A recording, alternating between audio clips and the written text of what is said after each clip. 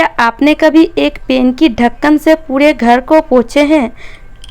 तो आज मैं आपके लिए कुछ ऐसा ही टिप्स लाई हूँ जो आपके काम को बहुत ही आसान भी कर देगी, साथ ही साथ आपके पैसे और समय दोनों की ही बचत करेगी। तो हेलो फ्रेंड्स, कैसे हैं आप लोग? उम्मीद करती हूँ अच्छे होंगे। तो चलिए शुरू करते हैं।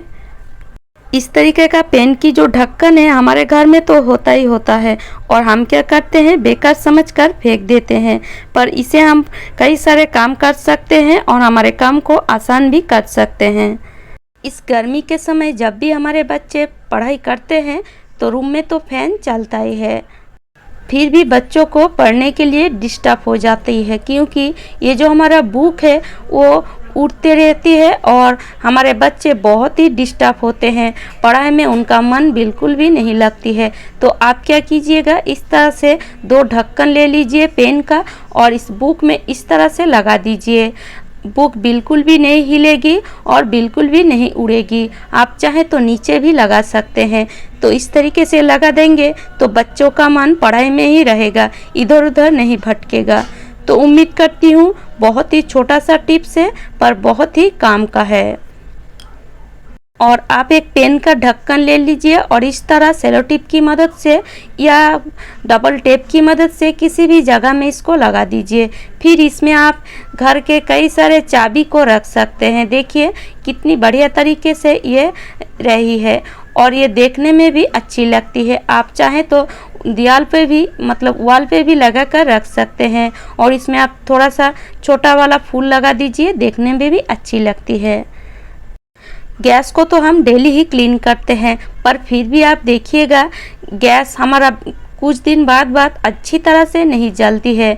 मतलब गैस कभी लाल लाल जलती है, कभी अच्छी तरह से नहीं जलती है। गैस तो क्लीन कर लेते हैं पर गैस के ये जो जगह है इसको तो हम क्लीन करना बिल्कुल भी भूल जाते हैं या ध्यान में भी नहीं आता है। तो आप क्या कीजिएगा, अगर आपका गैस थोड़ा सा लाल जल रही है या अच्छी तरह से नहीं जल रही है तो आप ले लीजिए एक मोजा और मोजे में एक इस तरह चम्मच लगा दीजिए और चम्मच की पीछे के हिस्से हो या आगे के हिस्से हो, किसी भी जगह से आप इसको साफ कर सकते हैं। तो इस तरीके से आप थोड़ा सा साफ कर लीजिए। इस तरीके से साफ कर लेंगे तो आपका जो गैस है वो बहुत ही अच्छी तरह जलने लगेगी, क्योंकि इस जगह में बहुत सारे गंदगी बैठ जाते हैं। जैसे हमारा सब्जी अगर उबालने लगे, दूध उबालने लगे या दाल कभी उबल जाए तो इस जगह घुस जाती है। तो इस जगह तो हम क्लीन बिल्कुल भी नहीं करते हैं और घुसते घुसते ये जगह जाम हो जाती है और इसी कारण हमारा गैस अच्छी तरह से नहीं जलती है। मिस्त्री को देने से पहले आप इस तरीके से, मतलब दुकान में देने से पहले इस तरीके से एक बार साफ करके ज़रूर देखिएगा। जब भी हम कहीं बाहर जाते हैं तो हमें हैंड वॉश की तो ज़रूरत पड़ती है, क्योंकि अगर हम कहीं खाने जाएं तो हमें लगता है थोड़ा सा हैंड वॉश करने से अच्छा होगा। तो कई लोगों को तो होटल की हैंड वॉश बिल्कुल भी पसंद नहीं आती है। होटल में एक साबुन रख देते हैं और उसी से सारे लोग हैंड वॉश करते हैं।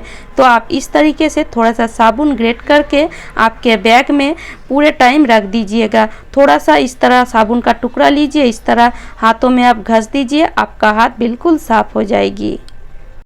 इस बरसात के मौसम में हमारे हाथ में साबुन सर्फ लगने के कारण हमारे हाथ में कई समय इन्फेक्शन हो जाती है और हमें सबसे बड़ा दिक्कत होता है बर्तन धोने में या कपड़े साफ करने में।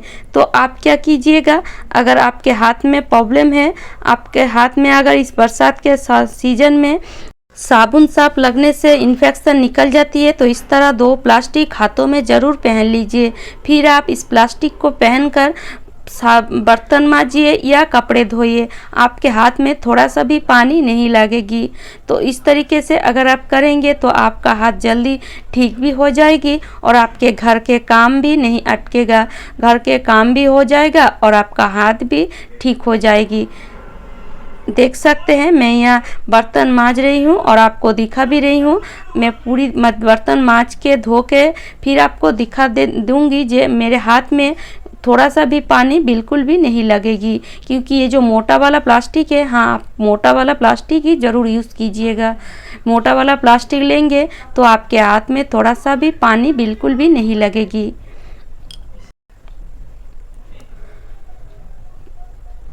और फ्रेंड्स, अगर आपको मेरी टिप्स थोड़ा सा भी अच्छी लगती है तो एक लाइक तो ज़रूर कर दीजिएगा, क्योंकि ये जो टिप्स है बनाने में हमें बहुत ही समय भी लगती है और बहुत ही मेहनत भी करना पड़ता है। तो देखिए, मैंने जो हमारा बेसिन है या सिंक है उसको पूरी तरह साफ़ कर लिए हैं। और अब मैं आपको दिखाती हूँ, मेरा जो हाथ है उसमें पानी थोड़ा सा भी नहीं लगा है। आप देख सकते हैं, देखिए मेरा जो हाथ है कितना मतलब साफ़ है, इसमें थोड़ा सा भी पानी आपको नहीं दिखेगी। तो इस तरीके से आप काम को बहुत ही आसान कर सकते हैं। तो उम्मीद करती हूँ ये टिप्स आपको अच्छी लगी है। इस बरसात के मौसम में नींबू हमें मार्केट में बहुत ज़्यादा मिलती है और हम एक साथ बहुत सारा नींबू खरीद कर भी लाते हैं। पर अगर हम इसको ऐसे ही फ्रिज में रखते, या सूख जाएगी या सड़ जाएगी। तो आप क्या कीजिएगा, इस तरह पेपर ले लीजिएगा थोड़ा सा, और पेपर को छोटे छोटे हिस्सों में काट दीजिएगा इस तरीके से। और फिर आप एक एक नींबू को लीजिए और इस पेपर में अच्छी तरह से पैकिंग करके रख दीजिए। देखिए बिल्कुल इस तरीके से। इससे जो आपका नींबू है बिल्कुल ताज़ी रहेगी, मतलब सूखेगा भी नहीं और सड़ेगा भी नहीं। आप चाहें तो इस पेपर को एक प्लास्टिक के अंदर डालकर भी इस नींबू को रख सकते हैं। तो उम्मीद करती हूँ ये टिप्स भी आपको अच्छी लगी है। आज हम इसी पेन की ढक्कन से पूरे घर को साफ करेंगे, मतलब पोंछेंगे।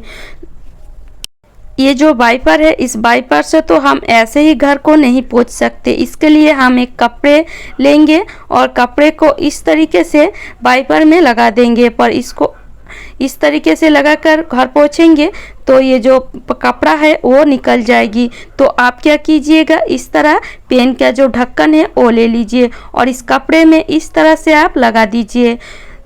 एक जगह 2-3 पेन का ढक्कन आप लगा सकते हैं।